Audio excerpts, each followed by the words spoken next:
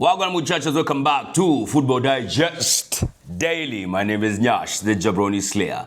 I'm gonna be honest with you, man. I am so over the moon. We just had a perfect match week 6. One of the best ones I've had in a long time, not gonna lie. Manchester United got beat in the early kickoff. That's very obvious now. They get beat every damn time. They cannot win 2 games back to back. Never have, maybe they never will. Well, maybe until they fire Amorim. Chelsea after that, they got smashed by Brighton. They are feeder club. You know you are diabolical. You know you are utter shit when your feeder club is coming to beat you in your own backyard. Chelsea, in the last 3 meetings, they have not beaten Brighton. Honestly, and they keep buying talent from Brighton. They have bought Cucurella. They have bought Robert Sanchez. They have bought Caicedo. It's insane when you think about it. And all those ones came for big money. I think Sanchez was the cheapest. They go beat Liverpool. I told you, this era of invincibility is not going to last forever. When you're always waiting to score in the last minute and all that stuff, you're going to get found out. They got found out this weekend against Crystal Palace. It was basically a clash of the only 2 teams at that point in time that had not lost in the Premier League so far. It was definitely going to be a cracker. And it was a cracker. Fantastic goals. Mateta, man. I'm going to be honest with you, man. I know Liverpool lost, but Alisson Becker. Bro, that guy, sheesh. He was on a blinder that day, not gonna lie. He was really, really honestly good. He was good, man. He saved them, but he could not save them from Eddie Nketiah, you understand? Once a Ghana, always a Ghana. As Nketiah was doing things at Selhurst Park, Danny Welbeck, another Ghana, was doing beats at Stamford Bridge. Smashed them 4-2, by the way. By the way, Chelsea, they got a red card. Trevor Chalobah. You know, it's crazy. Chelsea got a red card last weekend against Manchester United, and they also got a red card this weekend. It's like they are jostling to get a red card. It's like Trevor Chalobah was really pissed off that Robert Sanchez beat him to a red card against Manchester United. Was like, I'm not going to let anybody do that to me this coming weekend. So this coming weekend, what did he do? Got a red card against Brighton. Buddha, what a mistake. Chelsea were making bizwa. Oh, that was a big mistake he did, man. Not going to lie. So, Chelsea pigwa, Liverpool, of course, they got beat by Crystal Palace. Crystal Palace is the only team that is unbeaten so far. That is kidogo worrying.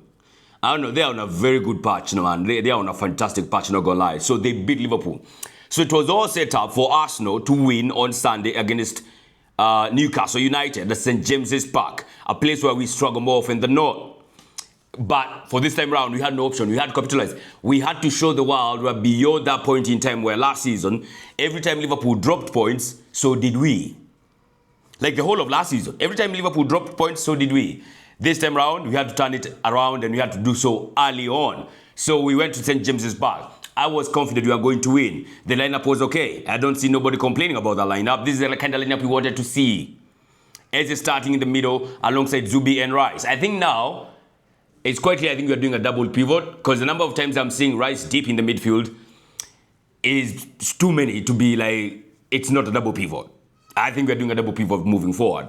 And also, of course, a proper number 10 now moving forward as well. So Eze was playing there. I'm going to be honest with you, early on, Nick Pope was on another blinder, bro. He made some stupendous saves. You're like, yeah, today's looking like one of those days, eh? Seems like we might not capitalize. But I'm going to be honest, I was very confident we were winning yesterday. Like, I was so convinced that we were winning yesterday. I recall even when he scored the goal in the 84th minute, I was like, we'll get a winner here. We'll get a last-minute winner. I recall I was watching that with Akina TJ and a friend called, is he called Naomi and Kogmak. I told them, we are winning and you're getting a late winner. I know early on, good saves from Nick Pope. There was that dubious call by the referee against Victor Gyökeres. I don't understand how that was not called. Just like how, against Crystal Palace, there was this hand from Mo Salah. He touched the ball before Chiesa equalized for them. It's quite clear, once the ball touched his hand, there was a change of the trajectory of the ball. So I do not understand how that was not ruled out. Honestly, I do not understand, but it's Liverpool. You know, you can't do such against Liverpool. Against Arsenal, Gyökeres gets past, gets past Nick Pope. As he gets the ball away from Nick Pope, the ball touches Nick Pope. And just because of that touch, they say it's not a penalty. And he was clearly going for the ball. There was even Saka there, going to get the ball. I don't understand, man. But then again, it's the officiating in the Premier League. So much so that even when Calafiori was using the towel to rub the ball and wipe it off so that he can throw it in, the referee came and took the towel from Calafiori. Like, I have never seen that shit, bro. Honestly, I have never seen a referee go take a towel from a player telling him not to use the towel. What was that? Honestly, what was that? I have never seen shit like that. No, honestly, I have never seen shit like that, ever. Akia Nani. So that was insane, man, not gonna lie. But, yo, you could do that, but you could not stop the Arsenal. So they scored fast, Nick Voltemada. I thought the goal that we considered was so cheap, man, not gonna lie. I know there was that Kidogo push on Gabriel Magalhaes, but I think he was milking it. Yeah, I think he was milking it. I think he was not ready for the jump. And once he felt, him being touched at the back on his back, he went down. So flimsy, therefore, but they got a goal. And then we had to, now go back to those ones of, it's a low block against Newcastle. Can you break it? Can Arsenal, like last season we struggled a lot against low blocks. But he held on, we persisted, and then the 84th minute, Mikel Merino comes on alongside Martinelli, and then there was that, was it a corner kick? Was it a corner kick or was it from open play? But I recall the cross from Declan Rice, sumptuous cross, made by Mikel Merino, puts it in the far post, just far enough where Nick Pope cannot get it. Absolutely loved it, and it's 1-1 in the 84th minute. I'm like, yeah, we're winning this game, man. Honestly, like, even at that point, I was like, we're winning this game.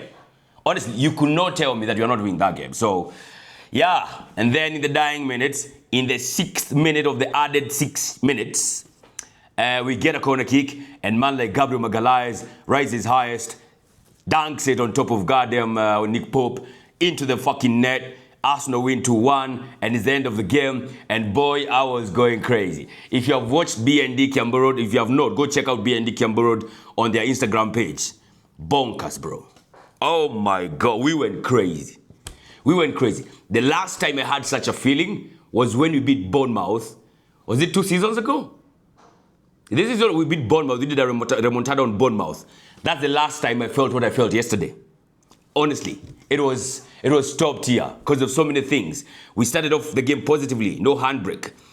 We had to capitalize on Liverpool losing points. We did that. We had to go against a low block against Newcastle. We did that. A very tough place to go. We did that.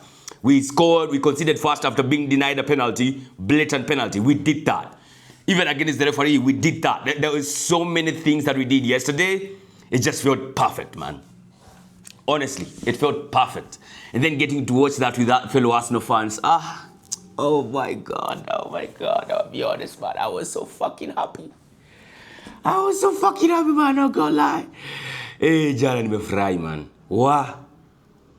This weekend has been one for the books. Not gonna lie. As an Arsenal fan, I don't know if you have turned the corner. Time will tell on this, but I feel you have turned the corner, bro. Winning at St. James's Park is really hard. And Liverpool, if you think you are into last-minute winners, so can we. We did that. Okay, the one against Man City was not a late winner. It was just a late goal. Yesterday, we had a late winner. Yeah, what you can do, we can also do, goddammit. All right? But what we can do, I don't think you can do it. And that is not conceding a lot of goals. Now we have considered 3 goals as we speak. So I don't think we win the league by beating Chelsea's record. I don't think we do that.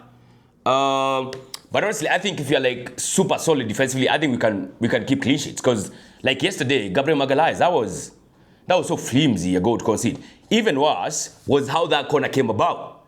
Because that was Mosquera with a miscued clearance, and I was like, what is he doing? Mosquera honestly was a bit off yesterday. I don't know why. I think he was taken away or taken adrift by the atmosphere at St. James's Park or something. Because he's not the guy we used to seeing, honestly. So, of course, he was taken off during halftime. Saliba came on, and we were solid at the back. So, I mean, it was just fantastic, man. Honestly, it was really good. This weekend has been one for the books. Tottenham drawing with Wolves. Who the fuck draws with Wolves? Wolves had not won a game going into this game. They had not even gotten a point until Spurs showed up. Well, I know Spurs scored in the last minute, but that was not a winner. That was an equalizer. So many late goals this weekend as well. Leeds United versus Bournemouth. Bournemouth's goal late as they come. They were trailing 2-1 against Leeds United. You're going to be thinking like, oi, do we need to consider Leeds or take them a bit more seriously? Because they're moving crazy if you ask me, right? Sunderland They beat Nottingham Forest 1-0, clean. I know it was a bit dubious. There was some dubious calls there and contests from Nottingham Forest, but I think that was a clean goal. But nonetheless, it doesn't matter now, does it? Because the result is Sunderland 1, Nottingham Forest 0. Another win for Sunderland. Crystal Palace, big win for them. Bournemouth, another big win for them. No, not Bournemouth. Crystal Palace and Sunderland, big wins for them. So, I mean, it was fantastic, man. This is what the doctor ordered for us. We have eaten good. We are all set for the Champions League now, and next weekend we're Chelsea up against Liverpool. Chelsea, you know what you gotta do. Surely, you cannot lose 3 games in a row, guys. Come on. Honestly. But I tell you, if Chelsea get beat by Benfica, because they are facing Benfica during the week, Mourinho is coming back to Stamford Bridge, and then they lose to Liverpool, I will not be surprised if I start hearing Enzo out. I am ready for that. I've had Amorim out so many times, I'm getting tired of it. And I'm honestly, every day when I wake up, I'm scared that there is a day I will wake up and they'll be like, Amorim has been fired. That would be a deadly day. That would be a day I'm not looking forward to that, to be honest. So, yeah, let's wait and see, man, how this is going to pan out. West Ham, they hired Nuno Espirito Santos. They are playing today against Everton. And then we play them next weekend. So, it's going to be fantastic, man. Honestly, I can't wait. So, that's how the cookie crumbled on this game week. One to watch out for, of course, this week. We have the podcast dropping, Extra Digest and Good As Digest podcast. Be on the lookout for them. On Saturday, we shall be at Bar Next Door for the Chelsea versus Liverpool as we wind up this phase and go to the international break as we wait for another phase. I told you, I do these things in phases. So I'm in phase 2 right now. And phase 2 is going quite well. If yesterday's anything to go by. There's only one thing left to do now. Subscribe to the channel. I'll be seeing you soon.